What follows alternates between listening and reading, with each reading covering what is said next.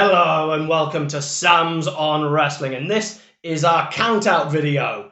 But I'm going to turn this around and do a little bit of that, because we are doing John Cena Moments. Our count-out video is our top 10 series. I am joined by the babyest of all the baby Sams. Hello to you. Good morning, good afternoon, good evening. Hello, depends on when you're watching it and where you are watching it. Yeah. Hello in America. Hi. Hi, guys. Hello Australia. Hello South Africa. Hello Australia. Hello India. Hello New Zealand. And hello, some people in England. This is our top 10 series. And when we say our top 10 series, we want to make it absolutely clear that our channel is about A, positivity, but B, it's about opinions. We are not going to tell you what the top 10 is. We're going to tell you our top 10. And we want you to put your top 10s in the comments as well, because that's what this is all about. It's about opinion, because wrestling is what, Sam? Subjective. Exactly. It's almost like we planned that. We didn't, because we improv everything. Chemistry. Hence why it's always a mess.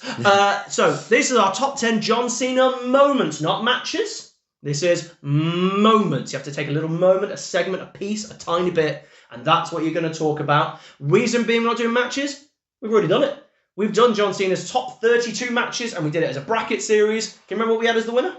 Oh, was it Styles? It was SummerSlam versus AJ Styles beat out Punk in Money in the Bank 2011. So if you haven't watched that video, go and check it out. You might have got the result now, but go and check it out. It's good fun, good video, because there's 32 great matches. But before we get into finding out what we think the best top 10 moments of John Cena's are, don't forget to like, share, and subscribe to the channel, and also check out the Main Event Wrestling Network. Let's get in to our top 10.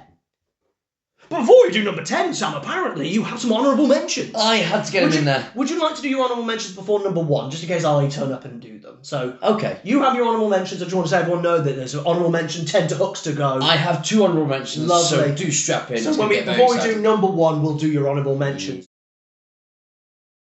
Sam, your number 10, what are you going to kick off with? My number 10, I don't think you'll have this on yours, and frankly, in hindsight, I find this angle hurtful now, and I hate it, but not because of it, it's because it's been copied so many times.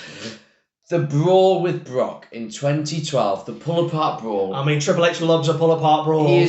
Triple H loves this moment a lot more than I do. This was brilliant, because you have to cast your mind back to a wonderful time in human history where pull-apart brawls didn't happen every 5 minutes. No. It was very Well, normally they brawled. Yeah. They weren't pulled apart, yes. But it worked so well. So it was the week after Brock came back and had F5 Cena. Cena just gets in the ring immediately, and this is during the time where you kind of having a hint at the counter arc of him losing himself a bit because he's lost to The Rock, and now which Brock's they really missed out on. There's so much potential. Brock should have. Why didn't Brock win this match? I know. But we're being happy today, Sam. Cena just goes straight up to Brock and slaps him, and then Brock, and this is really sad because he's just come back from the UFC, and everyone was like, he's legit now. Everybody, he was anyway. He could kill anyone. And now he's legit. He proper takes him down for real and starts actually punching him and makes Cena's mouth bloody, which makes the entire segment. And then they have a pull-apart brawl, officials trying to get them apart because they don't want Brock and Cena to kill each other. And then they can't get them apart, and then the wrestlers actually had to come out, which you never saw. You never saw. That's what made this interesting. It was the wrestlers were the ones to stop them, not just Dave from down the road. It was brilliant. It made both of them look like such a big deal, and the shot of Cena looking at Brock from across the ring, smiling with a bloody mouth, was like, oh my magic. And that's where Cena's character, when he had different layers of complexity and went a bit darker, was so interesting and so good. And I loved that segment. It got so over, so much to the fact that it got copied far too many times and then was done to death by Triple H. But this on its own was magical. I don't have it on my list, but you're absolutely right. It's a great match. To be honest, I actually had a list of about 18. And getting it down to 10 was actually very difficult. That's not mine, but mine is against a similar opponent of, let's say, magnitude, but this case, humiliation.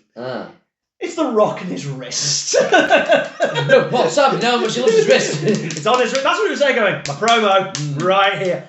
Literally, you see The Rock's face. He's so angry. And I'm like, this is why, A, sometimes having a little bit of real beef makes things a bit more entertaining. But 2, don't do stupid things like put a promo on your wrist. Don't prove that you haven't prepped. Don't prove you haven't learned it, you haven't got time. Because a good wrestler will come out and destroy for it. It was so funny. It was so funny. I might talk about this later, Sam. I love this moment so much. I will allow you to have more of the floor. But my number 10 is the promo on the wrist.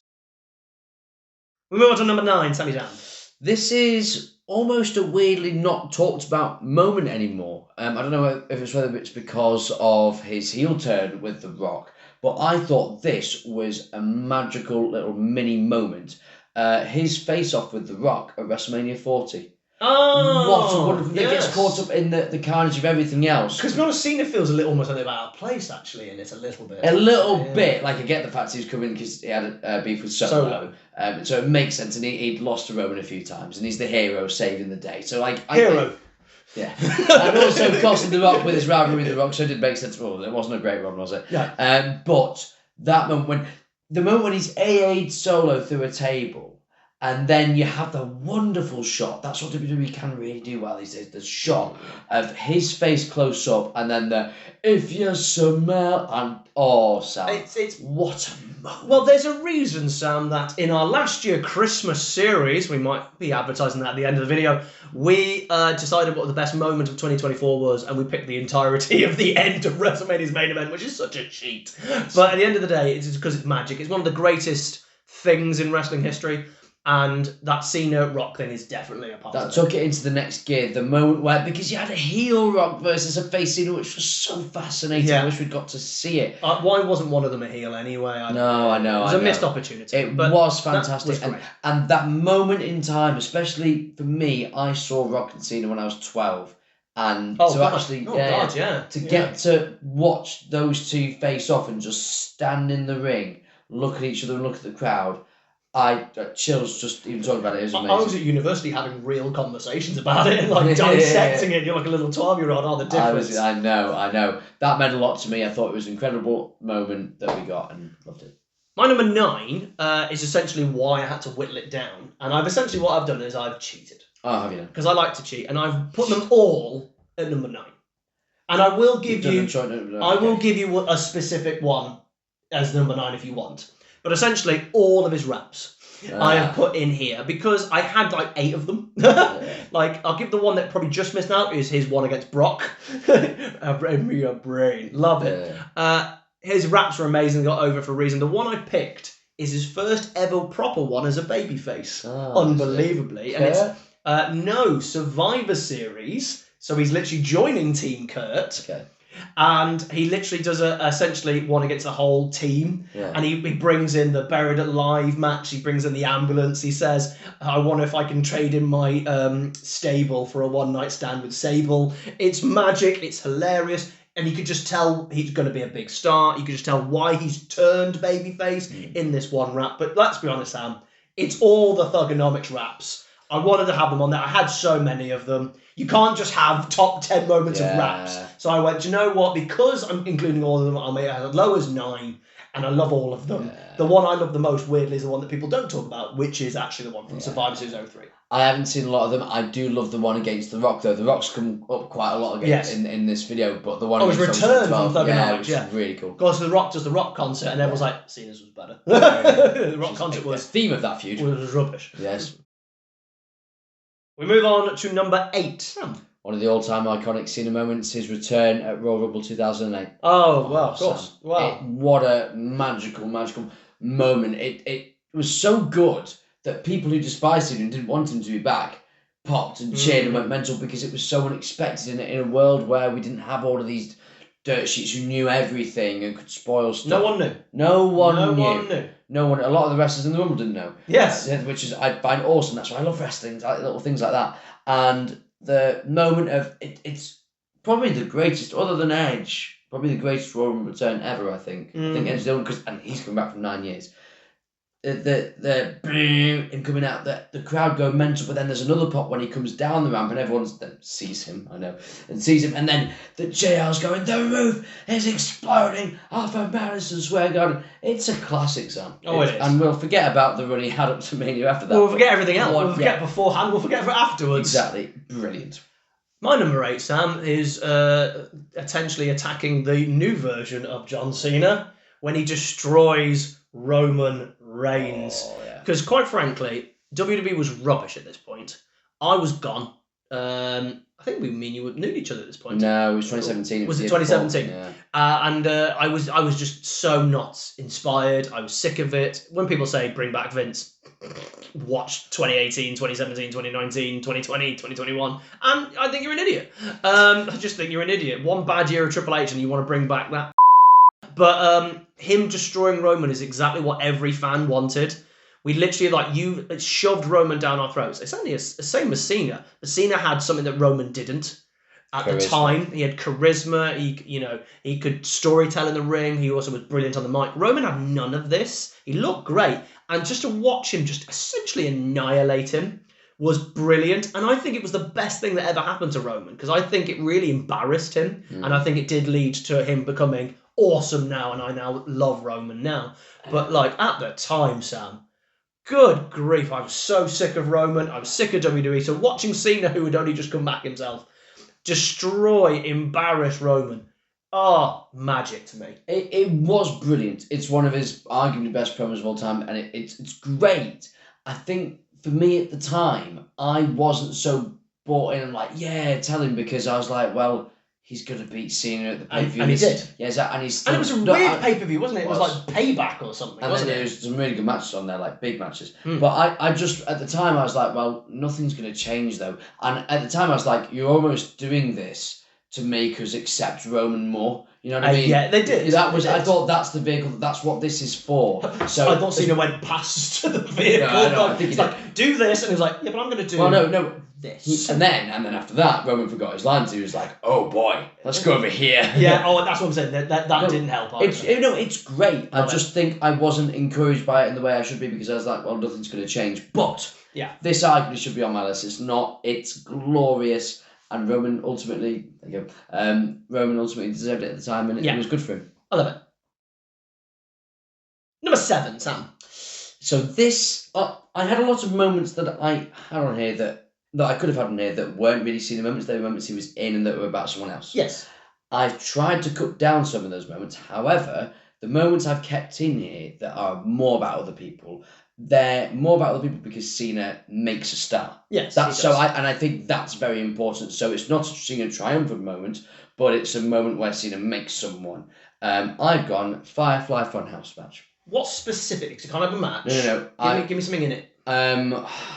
In it, I'm more going the match. I'm not going to lie to you, Sam, but because it's more of a segment. It's not a match. It's more of a segment. That's why. I'll allow it. So I'm not going Brock Cena, for example. I'll allow it. Because it's the fact that Cena was a massive part of making it and writing it. He was a really big part of going, right, we've got this Firefly Funhouse. I was going to say, it was a lot of Cena, to be honest. That's what I mean. People don't realise that. Bray did a lot of it as well. It's his concept, it's his character. But Cena went, right, okay, we can't do this in front of a live crowd. What can we do? He, with very limited resources, used the WWE, what's his face, that they had like a... It's like a prop office almost. Exactly. It's like a student go around making a short film with just quite a big budget. That's what it was. When you can get a giant fist. Cena's... Sorry, does that need to be blurred? It's up to you. You're not the one who has to edit it out. Why just doing it slowly make it better? I just want... that sounds like...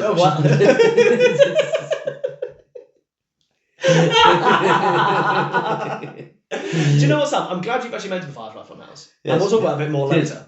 But the reason I wanted to bring it up, the reason I'm glad you said, and the reason I'm cutting you off is I'm going to say my number 7. Okay. Because we'll talk about the Funhouse a little bit later on, because it will come up. I've got John Cena's debut, which is massively referenced in the Firefly Funhouse. He'd come out in his little jorts. Honestly, he was a bland of the bland of the blandiness. And he could barely work. He looked awful. And yet he got so over. And so what I'm picking is ruthless aggression slap. That's all I'm talking. It's just that 2 seconds. Really? And you just immediately went, star. And it worked. I mean, they didn't do anything with him afterwards for the next, and then he got fired. But that little debut, that debut was so iconic that it was then referenced in essentially an analogue of John Cena. You know, a dichotomy of his entire life in one match shows you how iconic and big that moment actually was. And I don't think you can have a top 10 list without mentioning him slapping. It's very fair. It wasn't my wasn't my time. I know it wasn't my time. I was there. I know. The beauty of our top 10 list, these 2008, 9, and 2001. I'd seen it. I'd seen it. I've seen it. Well done. Yeah. No, I had like a SmackDown like top 50 moments DVD when in like 2009, and it was on there. So I'd seen the whole Kurt Angle match, so I knew it was great. Right. I wasn't around for it, but it was amazing. It was great. I did put it on, but it was great. Love it. Number 6, Sammy Darling. It's a moment that's in my Hall of Fame. Oh. It's when in 2016 he's got a promo and AJ Styles comes out. Oh. And you did put this in the Hall of Fame. It's in the Hall of Fame, and the moment is simply the actual segment's really good. Right? The way Styles turns him aside with Gallows and Anderson, really good segment. But the moment is simply, and wrestling is best when it's simple. AJ Styles and John Cena standing face to face in the ring, and the crowd going mental. Yeah. And it's like literally it's close to like Hulk Hogan's receptions after he turned face it was. Yeah, it really was. Let's AJ Styles, let's go Cena, AJ Styles, and that is going on for ages, and they'd still be going now if they hadn't started cut them talking. Off. Yeah, genuinely, is true. They had to cut them off. They had to. It was it magic. Just solidified the feud of like, oh, this is going to be magic now, and boy was it magic. It was brilliant. And what a moment when you think about Styles being the face of TNA, Cena being the face of WWE. The crowd was so hyped for it, and they could just stand there and have that moment. I've already talked about it, but it was magical. It sends chills up my spine, and I love it. That's why I love wrestling. I've got number 6, which is so the opposite. I've got his Vanilla Ice rap. His Vanilla Ice rap? I'd call it his Vanilla Ice. This is when he's dressed as Vanilla Ice at the Halloween party in 2002. Essentially, the career-saving rap, effectively. Obviously, he probably would have got away with it because they knew he could rap and they were going to push it. And they went, try this. He was going to be fired months later, so he puts this rap on, which was fantastic. He then actually improves his rapping because he slows it way down. And it's brilliant. It's just a small thing. He raps essentially to this woman. I don't know why. He's dressed as Vanilla Ice. I don't know why. White boy rapper, I suppose. And it's just magic. And you just watch this. You've barely seen Cena in the last few months. You got to remember I'm watching this live. You've barely seen Cena, and what he has been doing is rubbish. There's been this kind of slow heel thing. Hasn't really worked. And then suddenly he does this, and he's given 45 seconds to a minute to do something special. And he nails it. And you just sit there and go, do something with him. And that's why you ask people, do you have a talent? That's why you ask people, is there anything you can do? Give them a shot. Give them a chance. Like, as much as I don't like the JBL character, why were you not going, why don't we just make him an analysis? Like, this Texas Tycoon thing for years. Why weren't you doing that? Because he's shown that he can do it in real life. The Vanilla Ice rap, Sam, you cannot not talk about it if you are from my era, because it's the reason we got John Cena in the first place. Well, I mean, if you want to think about 45 seconds of TV, it's one of the most consequential 45 seconds of TV in wrestling history. It might because be. if he'd stuttered or stumbled over his words. And it wasn't live at the time, so they could have re-recorded it. Maybe, okay, fair enough. Or if it wasn't good, or if people didn't like it, whatever. Yeah, that's the key. Then would the next 20 years have happened? No, he'd be fired. And what would have happened? And that changes wrestling. Batista would have been the number one. We move into number 5. Sam, I'm going to do number 5 because you said you've just put something in the Hall of Fame. This is something that I want in the Hall of Fame. Go on. I might have even put it in the Hall of Fame. We put so many things in the Hall of Fame, forgotten about it. It's when John Cena was drafted to Raw. Oh my God. You have put it in. I did think I had, by so many things. We have done 13 episodes, that's 39 Hall of Fames. Too many to count. No, more. No, that's too many to count. Honestly, that I was watching it on my telly that was this thick. Not wide, thick. And I watched it in the morning before school, because I used to record Raw, because it was on at 1 a.m. And I used to watch the first 20 minutes of Raw before I go to school. And Jericho's coming out, and we'd done the draft already, and the draft was okay.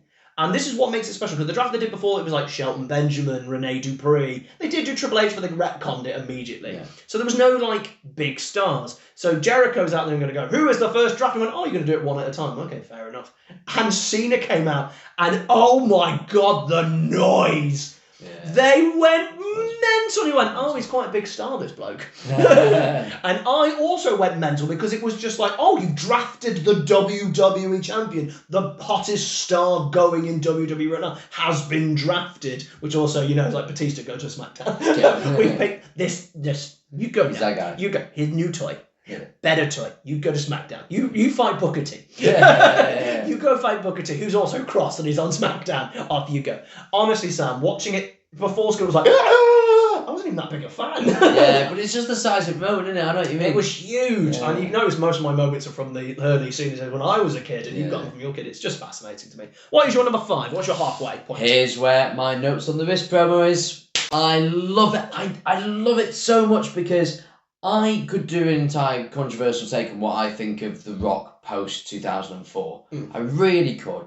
I really don't think he's been a net positive on wrestling since then. Since Mania 40, he's not been a positive. No. I'm on about 2004 as well. Like, he had a great bit of thing in the final boss. But in this feud, he came back and he was okay, but he was coasting. You could see that he was coasting and he wasn't the same Rock as he had been. And Cena just saw something on his wrist, and someone told him, and he just went, I'm going after that. I've seen a clip of it. Someone actually told him in Gorilla. Yeah, they did. And then he just, the bravery to just go, right, I'm going to embarrass this huge star. I'm going to go and do it. And it's one of the most organic and real segments you've seen, because it's the change of The Rock when he just suddenly goes, and it's like watching CM Punk with Adam Page. Yeah. Maybe John Cena is a dumb fuck. Maybe The Rock should have sat down in the middle of the ring and gone, I'm going to call you out to apologies, and John Cena's not in the building. Yeah, no, you just can't see him, Sam. You can't see him. How have I linked that to Punk and Adam Page? No, Sam. But it's brilliant. It's what I think wrestling should be more of. I think it should be more improv based and more real. Yeah. And I don't. Single swim. Yeah, I don't tend to like the fact of, I get it, but I don't like the idea of, we didn't really go through that before we said it, because, and again, there's some stuff that's too personal. I get it. Yeah. But I like the fact of, well, no, if you've done this, it's free game. If you slip up a line or do something wrong, it's free game for me to go after you, because that's the magic of wrestling. Yeah, I agree. And you can't take it personal. And I love this moment for so many reasons. It's my number 5. We move in, Sam, to number 4. I'm going to go number 4 again first. Go for it. Because it's the Firefly Funhouse. I'm going to specifically talk the moment that made me go, this is cinema, as much as I know. We both hate that word from a wrestling perspective, because of the NWO moment. Oh, it's brilliant. That's when I was like, yes, Cena, you get it. That's what coming out and doing the Hogan with the belt and everything. Honestly, that Firefly Funhouse is the only thing worth watching again. And I've watched it many times, and I voted it very highly in Cena's best matches of all time on the bracket series over a very special triple threat match. Not talking about it. He's still not happy about it, even though it was both our favourite triple threat match of all time. Yep. Cut it in round 1. For a short film. For a student film. Yeah. Not happy about it. I'm going to just gloss over it and let you talk, Sam, because otherwise I'll powerbomb you through the table. It's my new table. I absolutely love the Firefly Funhouse. I've watched it so many times. It's just magic. The NWO stuff I thought was brilliant. The re-entry stuff as his debut. It made The Fiend even more special. I don't think they really went further with it. I think they should have done a Firefly Funhouse with Randy Orton at 37. Yeah. I thought that was a missed opportunity, because there's only so many people you could do the gimmick with. I think Undertaker would have worked as well if he hadn't retired, for example. You could have easily done an Undertaker one. You really could have done. And you could have done it as, Mark Calloway. And you could have done it now. Like, if you're going to do it, get Bo Dallas to do it at WrestleMania 43 in Saudi Arabia. But yeah, honestly, Firefly Funhouse, Sam, one of my favourite things in wrestling history. And it was in the Vince era, of all things. Agreed. Vince is even technically in it. Yes, he is, as a puppet. Number 4, Sam. I love it. Number 4 works so perfectly with what you just talked. You talked about the NWO kind of teasing that heel turn. My number 4 is his heel turn. Let's stop there for a second, and let's go to my number 3. My number 3, Sam, is the heel turn. Yeah. Nice. Let's talk about it. Let's talk about it. Oh. We're talking about the heel turn moment. It's in a thin box. Don't go the next day. Don't open that next time. Don't go through the Firefly's door. Don't do that. No.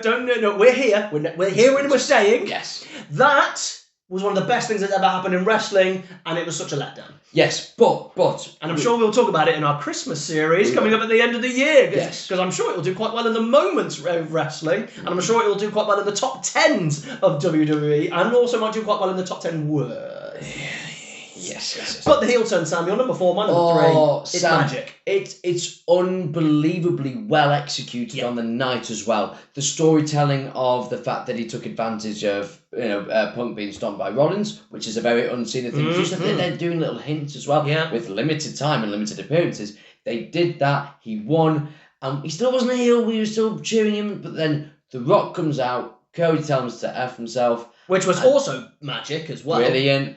And how you use Netflix. And then I've talked in John Cena's Power Rankings about his facial expressions. Yeah. This was so brilliantly done, and they caught it all on camera as well, which is hard to do. Mm-hmm. The way they did it with Cena bringing Cody in for a hug, saying, "Yeah, you told him to F himself," and then his face just turning, looks at The Rock. The Rock does that. And Cena's looking at him with an expression you've not seen Cena do before. No, it's like apart from mask is gone. Apart from when he got angry about Eve Torres. That's exactly right.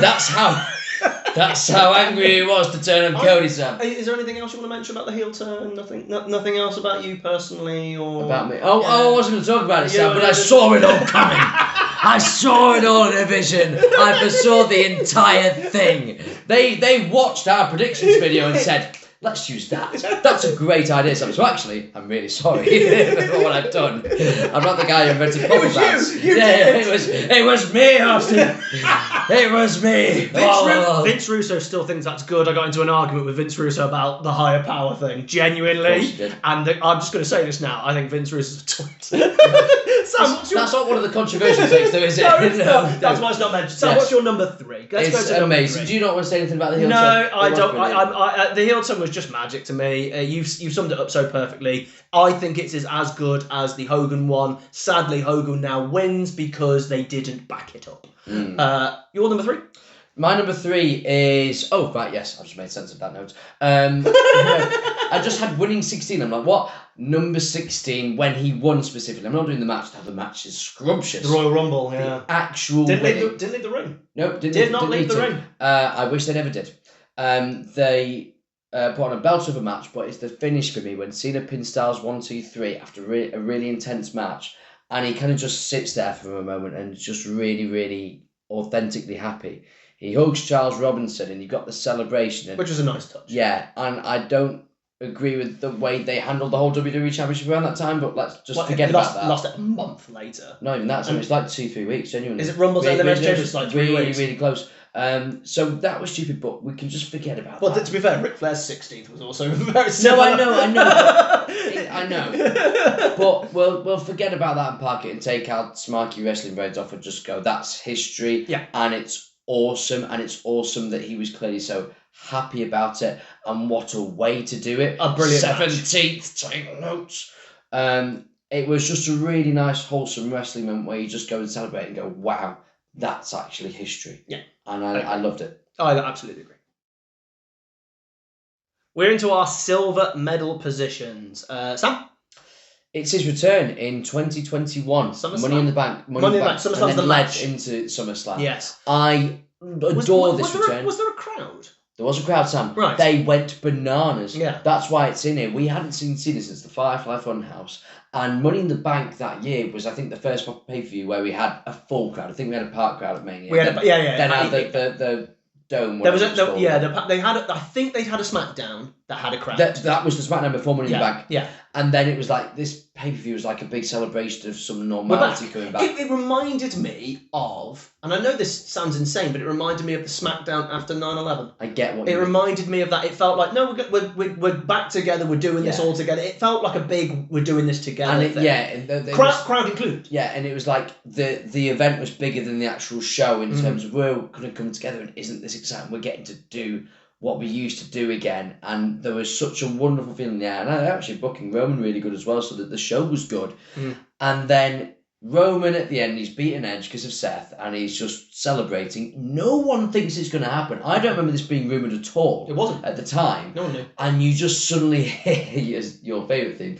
Ding! And Cena comes out, and Sam, the pop, you've got to watch this back. This is the biggest pop he's ever got. Oh, this is the biggest pop. It's unreal. Like, the noise of people just letting out joy. And this, to me, was the moment where it was like, oh, no, now everyone loves Cena. Yeah. Everyone. It was universal at that point.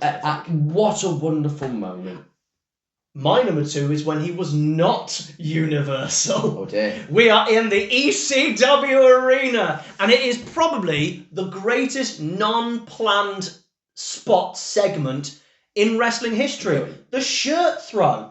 It's already amazing. RVD's nothing in this match. He's not a factor. It's all about Cena in the crowd. Cena comes out, big boos. If we riot, which I think they would have done personally. Oh, yeah. Cena throws the shirt in. They throw it back. He throws it again. They throw. Would you want to? If you got the shirt like. Oh, I could keep this. Yeah, you would, but that's the genius of Cena. It's like, no, I'm the heel here. This is perfect. No. I meant if you're in the crowd and you get the shirt, right. You're like, oh no, because Sam, you would get beaten up. Yes, that's exactly right. Even if I was the biggest Cena fan in that arena, that takes some balls to hold on to that shirt. You'd throw it back, and some of the throws, by the way, well, amazing. They were good. on the ropes. Throws in there. It was like because I was 15 at this point. I was starting to become a little disillusioned with wrestling. And ECW One Night Stand the year before was magic to me. I'd never known anything about ECW, so that was magic to me to see all these people and see how it was presented. The next 1 year wasn't very good, apart from this. And this is, to me, perfect an example of what Cena is and how good Cena is. Because even though he wasn't a great wrestler at that time, his promos were getting a little bit wonky with the PG stuff starting to slowly come in 2 years' time. It really hammers home. This was magic to me. I thought that Cena going with it and keeping going with it. Honestly, the ECW match is one of my favourite matches. It's in the Hall of Fame. I love everything about it. It's excellent, and I can't believe this moment isn't in yours, even though it's not in your time, because it's such a good moment. Before we do our number 1, we have some honourable mentions. Sam, I also have an honourable mention as well. Go on. It's not really a moment, because technically, I don't know how you present it. Right. It's the US Open Challenges. Yeah. And I don't know how you present that as a moment, but I wanted it to be mentioned that it was like Sami Zayn, but it was like Sami Zayn's moments and stuff like that coming out. Honestly, everything about the US title in that 2014, it's so good. And that's when I thought people started to like Cena. That's when I thought he was universally loved, was from that moment on. And every match was a banger, all of them, which was amazing, because it was per week, it was every week. And every time you didn't know he was going to come out, you get a big pop for a guy who might have been a nobody, like a Barrett at the time was going nowhere. Well, they did it in the UK, I believe. Yeah, I know. Yeah, that's what I'm saying. They did it perfectly for each one. You know, and it was excellent for me. So what have you got as your honourable mention? Well, Sam, funny of you to say that I've not got the throwing the t-shirts on my list. It's my honourable mention. But it's my silver. I know, because again I wasn't there, but I had to. It's so good. I had to give it a mention, but you covered it perfectly, so I don't need to do that. Good. I've also got. I really wanted to get this on the list because I think it's really underrated at the moment. I just couldn't put it past the brawl with Brock. Him lifting Edge and the Big Show. I've got that on my short list. It's unbelievable. We need to appreciate that. Strength, yeah. That's more impressive than slamming Andre. Much more. Andre's doing all the help there. No, exactly. Andre is helping. He's jumping on. I remember when Lex Luger talked about slamming Yoko, and Lex went, Yoko slammed himself. Yeah. I was just there. Yoko did all the stuff. Base, yeah. Whereas you can't fake the power. You can't help. You're holding him. You can tense, I suppose, but they're in the air. Exactly. You can't do, Edge is somehow on a balloon. You know, you can't do that. He's not. Magic. It's unbelievable. I think it should be far more iconic than it is. It doesn't seem to have... It's at a Mare Mania. Yeah, I know. I get it. In a Mare match. I know. But what a moment. The only other third one I have thought of whilst we were doing this as well is, and it's not a Cena moment, it's Kevin Owens' debut because that's great, of how much Cena put him over in that segment and made him look great. And the first match as well. Yeah. I'll go with number 1, Sam, because you've already mentioned it, and I can't believe it was so low. It's Cena's return in 2008. I get it. Is my number 1 moment because as a person who hated Cena at this point, as a person who's very close to drifting away, I officially drifted mid-2008. I watched the Rumble in 2009, but I was going. And then that happened, and I don't think you comprehend watching this live like I did. I get that. Because you explained it so beautifully. But it was the fact that everyone there was 2 cheers, because there was the what cheer, and then there was he's actually there, oh my god, there was the actual shock, and then it was like, oh wait, hang on lads, hang on, they started booing him as soon as they started sending texts to each other going, no, we don't like this guy. Do you remember that? Could you imagine being so hated for being so brilliant that when you return, people go, oh God, I forgot. Yeah. How did he return? I don't think he was actually fit, personally. I think he got away with it. I think, that's old school WWE. Yeah. He's working through that and trying to keep it sexy. He didn't wrestle much in the until build-up. No Way Out. Yeah, he didn't in build. Obviously, none still. of it. No, I mean the build-up to No Way Out to Mania is what. Yeah, I think they have a match until No Way Out. But honestly, that moment I think is seen as magnum opus. It was literally the inch perfect. It's so sad. It's so sad. Like, is it because you're on a teeny tiny little thing in Madison Square Garden because you can't just run out and go, hey? This is also a weird swingy door thing. But I like it. It adds to the uniqueness of the moment. I adore this so much, Sam. Tam, talk to me about CM Punk, because that's why. Have you seen it? No, I just know you. Yeah. It's the back bomb because he's just laying there. He's in the room. He's there. The room where my first one is Punk calling the New York Yankees. Yeah. Punk winning the WWE Championship. Punk running over with his car, whatever it was. No, it is Cena versus Punk winning the bank, but it's for similar reasons as your number 2. Yeah. The way that Cena told that story made it so much better. That's kind of my modern day version of your one night stand. Yeah. It's what it is. Yeah, it is. And if I had to pin it down to it brought me back to wrestling, I'll point out. If I had to pin it down to a moment, there are plenty in the match. The storytelling is masterful. We bang on about this, so I won't do. We do a lot, yeah. Yes, but for good reason. We do like this match. Yes, a little bit. We are a little bit fans. Yes, it was the first entrance into the Samsung Wrestling Hall of Fame. Yes. If I had to put it down to one moment, I would say his entrance. Yeah, I thought his entrance was genius. The way you do it, because again, this is prime formula. After one of the best entrances. That just come I could talk about that for days as well. This is prime PG, formulaic. I do everything the same all the time. My character doesn't change. John Cena. And he read the room for this, and it's like, oh, okay, this is actually really good. I'm going to step my performance up like 3 gears that he just has there to his disposal. And instead of trying to win the crowd over or doing his gimmicky stick, whatever, and ignoring it, like a lot of people nowadays will probably do, or be told to do, he changes the tempo of his entrance. He just walks out, complete straight face, cap down, because he knows, and the commentary put it up perfectly to say, he knows he's in enemy territory, so he doesn't do the salute, which... I'd also point out the fact that this is a replica of what he did at One Night Stand. Actually helps. It's because it's like, this is what you should have done. If you've done it before, do it again. Yeah. And he did do it again. That's the key, I think. It's like the character has experience. He knows what he's up against, so he knows like he's got that kind of gear. I want to know if he was going to do that beforehand. I want to know if that was the plan, because the One Night Stand one, you knew you were going to be in enemy territory. This one, just because you're from Chicago doesn't mean, you know. So it'd have been interesting to see if they actually had this as a planned spot or not. Me, I don't know. It could have been conflict. Who knows? But that, and then he kind of like, even when he's been announced and he's holding up the title, it's still so straight faced as well. And he's kind of like, he can tell he's so focused. He's like doing little punches in the corner, which just little things that he would never do. You could tell he was playing a man who had the weight of the world on his shoulders, and that sold the match and the story. He also knew they had to deliver because of everything they'd gone before it, as well as Punk signing hours beforehand. They had to deliver it. And you know what? If there's anyone who was deserving of this terrible nickname, Big Match John, it is John Cena. So thank you very much. Those are our top 10 John Cena moments. A big mixture. We've pretty much got like 18 moments there. It's great to see. This is why we do these things. What is your top 10 Cena moments? You can give us our favourites. You can give us our top 10. Please put it in the comments below. But forget about everything we've said.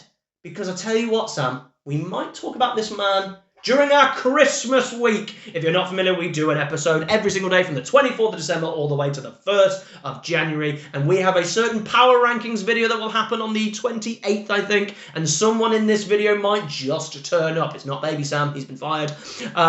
We'll sign on the day. And we will do that. But we've also got top 10 of worst things in WWE that year. We've also got, we're going to do best moments of the year. We're going to do New Year's resolutions. We've got a thing on Christmas Day. We've got so many episodes. Please check us out at Christmas. Don't forget to like, share and subscribe. Click on the link to see the Main Event Wrestling Network, in which we are a part of, and we will see you again next time. Bye-bye.